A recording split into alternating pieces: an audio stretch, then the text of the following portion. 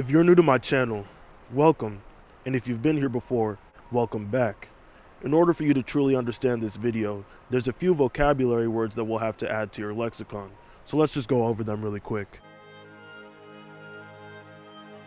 Dopamine is often called the happy hormone, although this term can be misleading. Dopamine does in fact play a role in one's happiness, but that's not all. Dopamine is a neurotransmitter that helps us to feel pleasure, learn, stay focused, and function effectively in the world. It's essentially the chemical that makes you get off your butt and seek a reward. Brain rot is a slang term defined as the deterioration of a person's mental or intellectual state. In 2024, brain rot was voted as the word of the year. Brain rot content is usually defined as insignificant, time-consuming internet content that serves no real purpose other than to grab your attention for a few seconds until you ultimately decide to scroll to the next piece of repetitive content in order to stimulate your mind. Humans have always wanted to spice up our lives with stimulation. It's in our nature. Think about it. After hunting, gathering, cooking, cleaning, working, nursing, exercising, and partaking in any other mundane everyday tasks that you need to do, why not exercise your right to free will and enjoy the gift of life?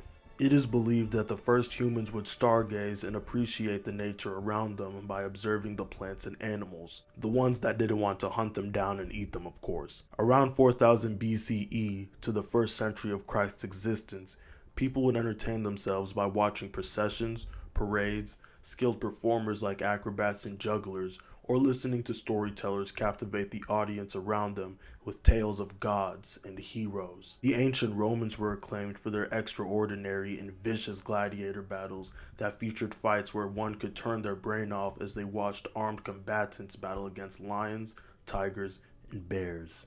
During the Wild West, people would go to gambling saloons where they could bet on games like poker, roulette, or even blackjack, and they could also watch gunfights that were sometimes real or sometimes staged. Fast forward to the modern age, where brain rot has advanced from the real world to the digital world. You're probably wondering what watching fights to the death and skibbity toilet have in common, but think about it like this. Brain rot is mindless entertainment that speaks directly to our caveman brain. Your caveman brain is the reason you like to see explosions, memes, thirst traps, or quick funny videos. My theory is that if you were to give one of the first humans mindless content to consume on a smartphone, they would be absolutely infatuated with it and lay down and stare at the screen for hours. And my theory may not be too far-fetched. When Elon Musk granted a remote tribe in the Amazon rainforest with high-speed internet and electronics, the results were almost exactly what you'd expect. From the Sahara Desert to tiny Pacific islands, the technology has now penetrated deep into the Amazon jungle, which is home to several indigenous tribes. As these tribes get acquainted with the benefits of the internet, they've also been exposed to its darker side, like porn. Our next report tells you how one such Amazonian tribe is dealing with the disruptive influence of the internet. A journalist from the New York Times claimed to have observed these people who were once living a traditional life, now hunched over and glued to their phones, soaking in instant gratification. Now, I'm not saying that these people are cavemen by any means, but what I'm saying is that even when people who are not exposed to the modernized life that you and I have grown accustomed to, they're still just as susceptible to falling into instant gratification. And before you cast judgment onto these people for watching soccer highlights or falling into internet scams and misinformation, just remember that you and I are no better. When humans are given a choice of pleasure or productivity, a lot of the time, we're gonna choose pleasure. For example, a lot of Christians may feel anger or resentment towards Adam and Eve for eating the forbidden fruit and unleashing sin into the world. But who are we to judge? We, yes, we fall into temptation every day. Because when you wake up late, procrastinate, or do whatever it is that you're doing that you shouldn't be doing, you too are eating the fruit. And would you believe that these algorithms the companies use are designed to keep you on the application for as long as possible?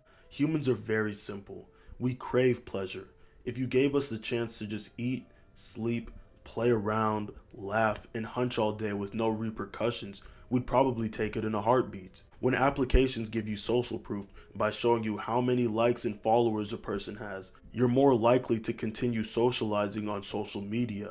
Algorithms are able to predict a user's actions by analyzing what they search, when they search it, how long they're looking at posts, and who they interact with. And when you give users endless doom scrolling, which results in constant hits of pleasure that are precisely made to give them what they want when they want it, why would they want to return to the real world?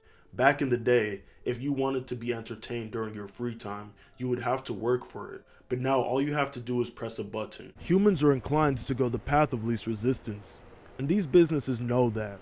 These large corporations have become the dopamine dealers, and we're just the junkies, fiending for a fix. So now that we've defined brain rot, you're probably thinking to yourself, what's the big deal and why are people so afraid of this brain rot? While the term brain rot content might sound a little bit extreme, when in reality, all it is mindless entertainment to help people pass the time, maybe the term isn't extreme and is actually completely appropriate.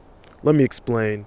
A study done in 2023, which involved participants who were aged 19 to 24, were asked to watch short-form content for 7 minutes. Then they were asked to participate in a Stroop test that measured the attention of the participants. The immediate effects on the participants' attention span wasn't clear-cut, although the interview afterward had more convincing results. Moreover, the participants spent about an hour per day watching short-form content and admitted that the daily dose of content left them feeling less focused in their daily lives. They recognized the connection between short-form video consumption and attention span. The participants also admitted that the content is indeed addictive. But in conclusion, all this study really says is that short-form videos can affect attention span and mood. But further research needs to be done to concretely determine whether or not this style of content has a negative impact on our mood and attention spans. I don't know about you, but this research is not enough to get me to stop doom scrolling. So how about we keep digging and see if we can discover something more absolute? Another study showed that when students chose to spend more time consuming short-form content, their academic scores took a noteworthy decline.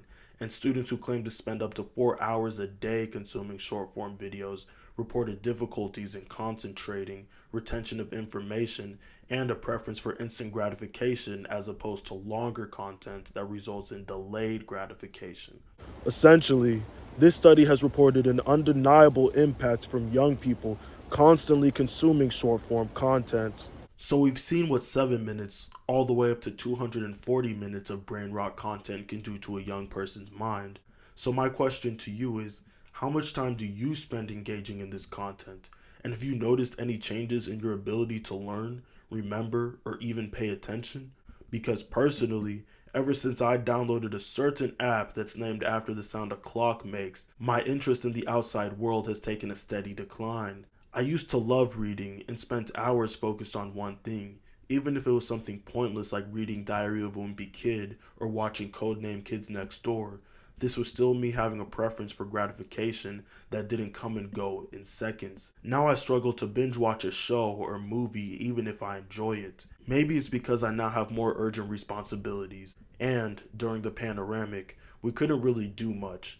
And maybe this trained my brain to only seek pleasure that requires me to move only the muscles in my thumbs. Or maybe the problem is much deeper than one could even imagine. With that being said, let's keep looking. According to a study done in 2023, the average attention span has dropped from 12 seconds to 8 seconds. And another study done in 2022 investigated the effects of short-form videos on users' attention span, and it revealed that users exhibit lower interest, reduced concentration, increased distractions, and experience difficulties in paying attention. In essence, there only appears to be a negative impact on the cognitive function of individuals after consuming short-form content. Now we know that brain rot content has a negative impact on our cognitive functions. But it's also important that we take a deep dive into the effects that it has on the socio-economic state of our world. What happens when people around the world are fed misinformation and propaganda? Let's use the global panoramic as a case study. To this day, there are still people who have serious doubts about whether or not the sickness was real or if it was even that big a deal. Everyone's allowed to have their doubts and beliefs. It does not come from the influenza virus, Jack. It has to come from the same virus to be in the same family. Viruses come in families. Stop touching niggas with your hands. And I will admit that news stations having a live count of deaths due to the virus will heavily increase fear and mass hysteria. But you can't sit up here and tell me that a global panoramic doesn't call for some concern. At first, the majority of us had never personally known someone who had gotten the sickness, so our first interaction with it was on social media. People were spreading conspiracy theories and using it as an excuse to be xenophobic. The problem with any form of media is that it can be used to spread a narrative. Left-leaning media was telling us all to double mask our kids, give them 15 shots, and prepare to forget the world we once knew because things will never be the same. Then you had right-leaning media that was saying the sickness isn't even real, encouraging individuals to go hang out with as many people as possible, act as though everything is normal, and don't believe what you see on the internet. No matter what side of the political spectrum you're on, you know of an unlucky few who fell down a rabbit hole of conspiracy theories during this time that were fueled by misinformative, brain-rotting content. Now, I'm not saying that all conspiracy theories are wrong, but they can't all be true. So let's talk about a few. There were people that were scared to touch printed media because they were afraid the sickness would spread through the newspaper. When the shots came out, people were saying there was a microchip in it and they'd make you infertile. But imagine what conspiracies like this would do to the mind of a young person, or a person in unfortunate circumstances who may not have access to education, an elderly person, or just anyone who is susceptible to falsifications like these. By not following the lead of government officials and health experts, we delayed our process of overcoming the global panoramic. Until this day, we're still seeing the effects. People are far less social. Different dictators around the world use the weakened state of their country to push tyranny onto their people. Grifters and gurus run the internet, and everything is expensive. This era was truly the definition of the blind leading the blind. On top of that, the invasion of brain rot has changed entertainment as a whole. YouTubers are making videos with 30 different cuts a minute. Creators are adding Subway Surfers gameplay on short-form content with big shaking text just to hold on to the viewer's attention for even a nanosecond longer to boost engagement. And artists are making songs that have no meaning other than to go viral on TikTok. Bitch, turn that shit off. Speaking of TikTok, did you notice how every single social media app saw their success and has essentially incorporated an inferior version of TikTok into their own application? Snapchat, Instagram, Facebook, you can even doom scroll on LinkedIn. It's clearly all a money grab. They've given us a temporary cure for our boredom, and in return, we stay on their application as long as possible so they can show us more advertisements and make more money. Remember, when a product is free, then you are the product. Do you remember when you were younger and you'd see a public service announcement commercial of someone's bones turning into glass and their skin turning into paper because they've been smoking for decades? And then you'd think to yourself, couldn't be me. Well, look at you now, addicted to screens. The truth is that we all have our vices, but if you're addicted to smoking, drinking, eating, or short-form content, just know that you are no better than someone who's addicted to adult content, gambling, or hard drugs. Instant gratification is bad for you, no matter what font you put it in. Brain rot is slowly turning humans into mindless zombies that just want to be stimulated. The antithesis to rotting is restoring. Now that we know the reason we seek out stimulation is because the modern world has given us an easy fix to satisfy our boredom, we can take the steps necessary to combat this addiction. We need to start by removing the negative connotation that we've aligned with the word boredom. No one wants to be a boring person, no one wants to do boring things, and no one wants to live a boring life. But in a world that has welcomed instant gratification with open arms, maybe boredom is what we need. When we turn off the stimulation and engage in mundane tasks, we enter a more peaceful state of mind. Did you ever notice how your best ideas come to you when you're doing chores, working, or about to go to bed? That's no mistake. When you're constantly consuming fast-paced content, how much time are you actually giving your brain to slow down and rest? Quickly scrolling through an app like TikTok is like you downloading something new into your brain every 10 seconds for hours on end. And while it's not completely agreed upon, a lot of neuroscientists believe that we don't truly forget things. Our memories are just stored away in the hard-to-reach corners of our brain. Think of it. How many times have you had a vivid memory that was sparked by one of your five senses? This is where feelings of deja vu and nostalgia come from. Now imagine if your best memories are tucked away and harder to reach due to Skibbity Toilet, Subway Surfers, and MLG compilations running through your mind. So now we know that brain rot is bad. Not just for you, not just for me, but for all of us as a society and as individuals. But a new question arises. How do we fix it? The first step is to ask who. Who is in control of your destiny? You are blessed with free will. Therefore, there is a dark side that seduces you into doing what you know is wrong. It bribes you with potential feelings of future pleasure. And on the other side, you have the divine that loves you regardless of what you do. But because his love is so holy, he has no reason to bribe you with the greatness that you already know is there. Your free will resides in a gray area, hence the reason there has to be a polar opposite to the Almighty. With that being said, you are in control of your destiny. No company, addiction, or enemy is controlling you. Take back control of your life and set boundaries for yourself.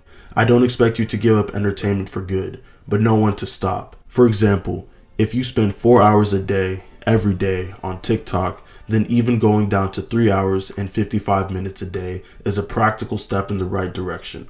Just keep working your way down from there. Next, ask yourself why. Sure, you know that mind-numbing content is bad for you, but we do things that are bad for us every day. What is your why? It has to be a strong reason that is truly meaningful to you.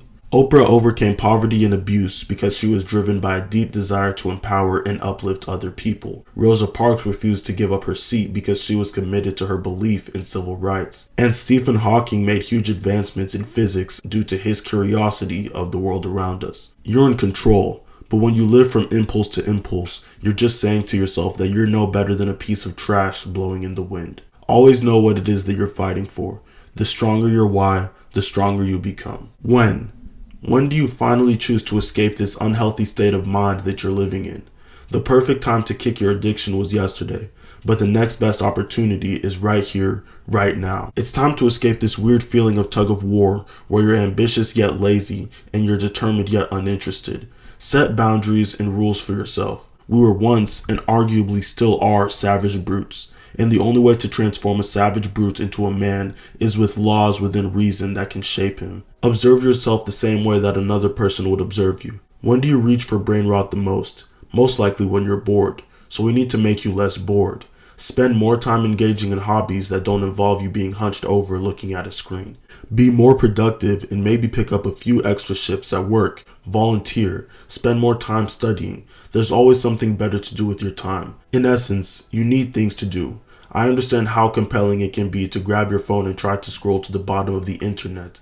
But what if you simply didn't do that? What if you had a list of tasks to cross off before you used your phone in a way that doesn't serve you? Should you really be scrolling on your phone before you've even prayed, made your bed, brushed your teeth, and taken a shower?